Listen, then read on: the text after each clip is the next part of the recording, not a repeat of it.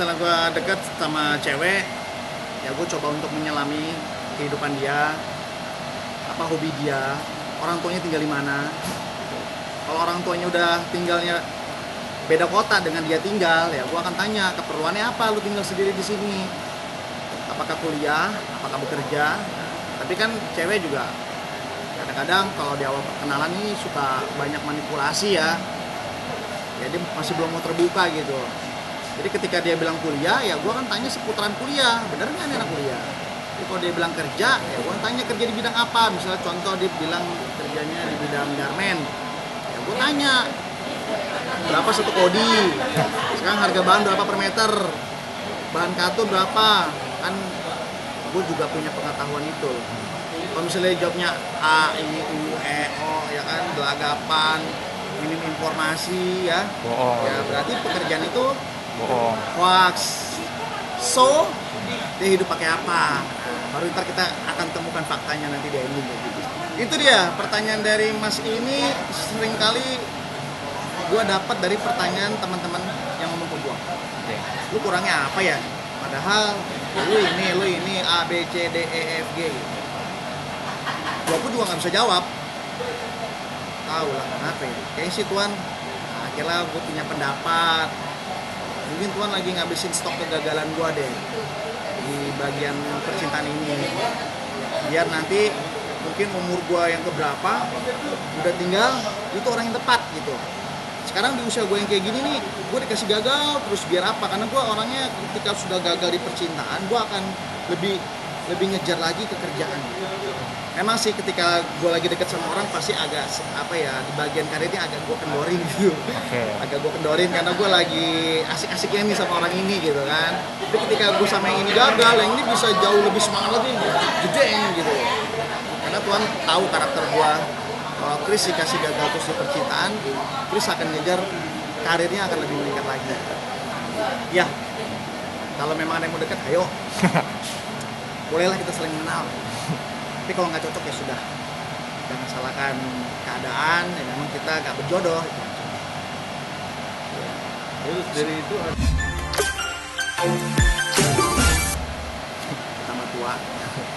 Tambah tua, belum punya apa-apa lagi. Pasangan juga belum ada. Pikir nikah masih jauh. Anak boro-boro. Aduh, pokoknya gue ngerasa kayak apa ya, Tuhan tuh kayaknya ngasih gue cuman baru yang enak tuh karir aja. Itu aja sih. Karir gue nggak ada dampak yang gimana-gimana ketika gue dapet masalah kemarin. Ya itu aja sih, Tuhan masih belum kasih gue jodoh gitu. Tuhan masih belum kasih gue kebahagiaan dari sisi asmara ya. Selalu kalau gue deket sama perempuan, ceweknya kayak tongpai. Ya udahlah, jadinya gagal lagi gitu. Deket sih nggak lama, paling top 3 bulan. paling cepat sebulan ada gitu. Udah akhirnya Tuhan tuh maha baik deh pokoknya Tuhan tuh maha baik.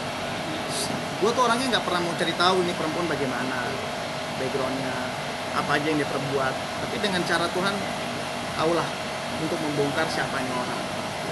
Ketika sudah dibongkar, gue nggak mau melawan itu. Gue nggak mau lawan karena gue sayang sama dia ya, tapi gue akan terima bahwa ini adalah sinyal dari Yang Maha Kuasa untuk gue meninggalkan orang itu. Oh, 32 rasa 23. Iya. Gue merasa mungkin anak usia gue yang usianya 32 itu lagi pusing-pusingnya dalam rumah tangga ya. Ya, bagaimana cara menyiapkan dana untuk anak sekolah, gimana cara untuk menyiapkan dana agar mertua juga bangga mempunyai menantu seperti saya gitu. Dan gue di usia 32 layaknya ABG yang baru protek. Gue mau pergi kapanpun tidak ada yang melarang. Gue mau makan apa aja nggak ada yang bawel. Pokoknya gue mau melakukan apa saja itu sesuka hati gue, nggak ada yang bisa komplain gitu. Dan gue ngerasa kayak I'm still young gitu, gue masih muda.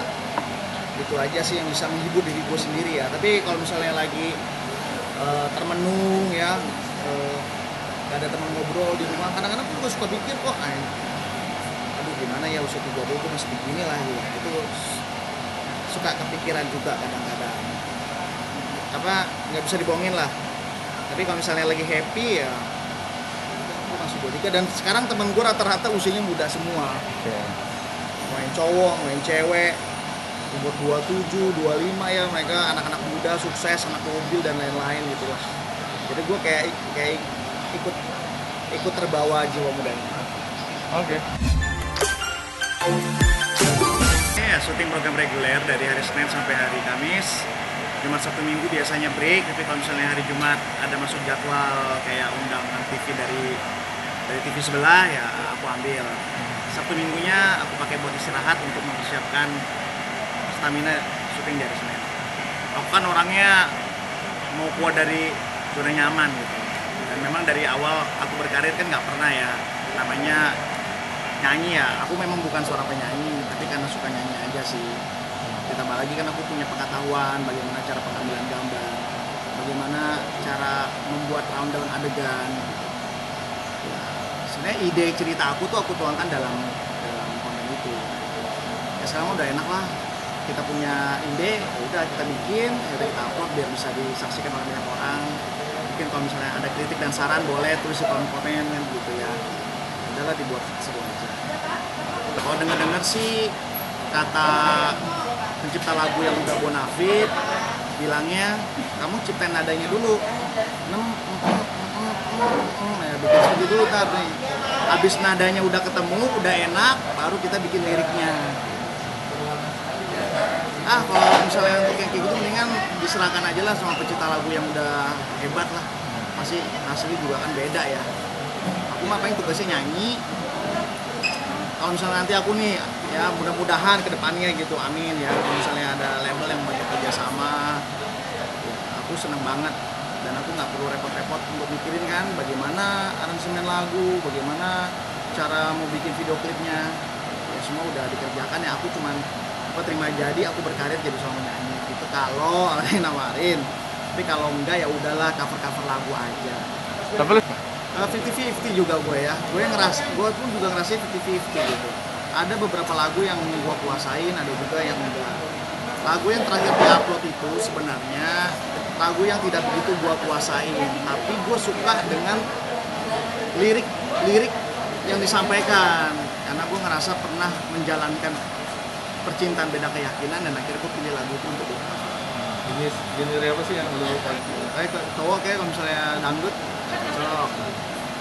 cowok kalau misalnya rocker ya nggak mungkin gue nggak ada tampilan rocker juga.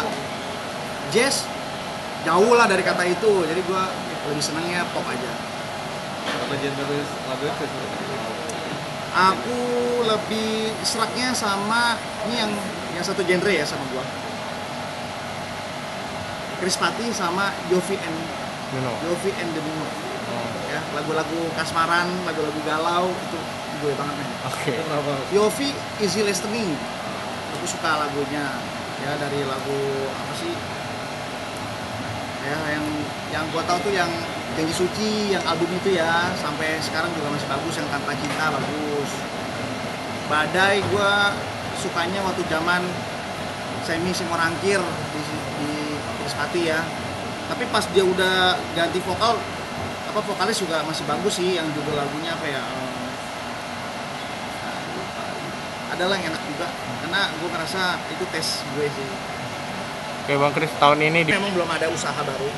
Ya, aku pernah punya usaha car wash dan coffee shop. Sudah ada banyak artikel membahas itu juga ya. Akhirnya usaha aku ini bangkrut ya karena aku gak bisa mengontrol secara langsung. Aku terkena masalah hampir 1 tahun. Aku tidak bisa memaintain usahaku itu.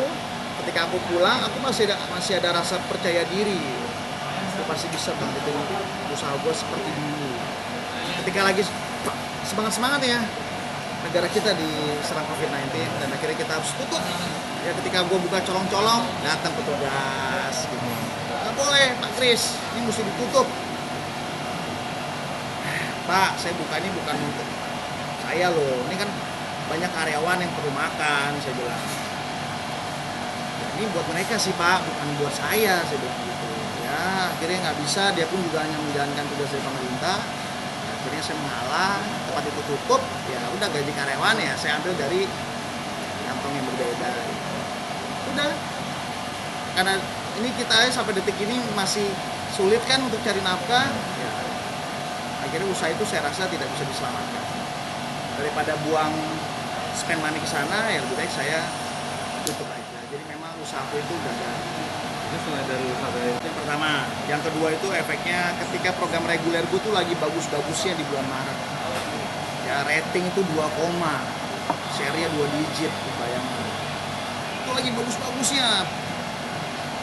Si penonton lagi suka dengan kepulangan gue gitu. Sosok gue tuh ditunggu-tunggu di program gue. Dan ketika gue udah comeback di program itu, masyarakat menunggu tayangan gue terus. Akhirnya tuh rating bagus. Kita PSBB tanggal 19 Maret kalau nggak salah. Aku masih ingat 19 Maret. Ya udah, si penonton lupa dengan program gue. Ketika kita mulai lagi, ya ciut, ratingnya susah lagi naiknya.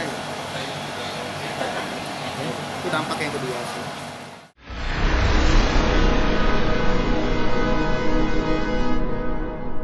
Jadi jangan lupa untuk subscribe Cumi Cumi. Ditekan ya tombol lonceng merahnya.